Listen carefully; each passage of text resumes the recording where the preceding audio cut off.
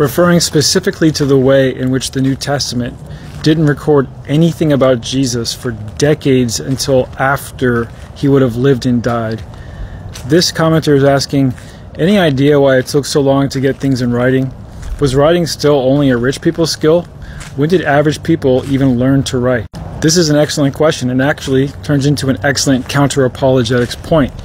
You see, the Hebrew culture, especially in the time of Jerusalem around the 1st century, would have been one of the most literate cultures in the world at that time. Some anthropologists have even estimated that about 20% of all of Jerusalem would have been able to actually read and write in Hebrew because the Jerusalem culture was so intrinsically entrenched in understanding and knowing Hebrew, so they could keep the Torah and follow the Torah and of course teach the Torah. For early 1st century times, this means that Jerusalem would have been one of the most literate cities in the entire world. In fact, we have a ton of surviving manuscripts and literature from the 1st century, even manuscripts and literature from the time when Jesus would have been alive walking around Jerusalem. And I'm talking about literature that was written down by the Hebrew people in Hebrew in the 1st century in Jerusalem. So if so many people could read and write in Hebrew during the time that Jesus would have been alive, that's a great question. Why did it take decades for people to write a single thing down about him? Again, the first person to actually write anything down about Jesus Christ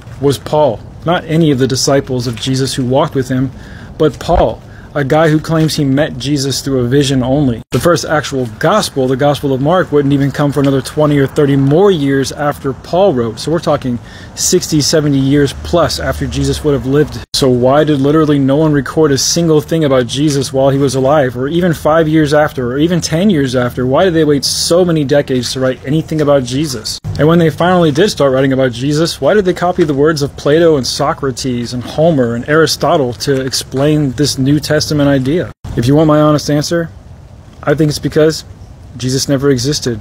And if he had existed, he would have been nothing like we understand him to be today, since no one accurately wrote down a single thing he ever wrote, and no one who wrote things about him actually ever met him in real life. Just like many other gods and goddesses and people of history before him, a lot of mythological figures became historicized way after they would have supposedly lived.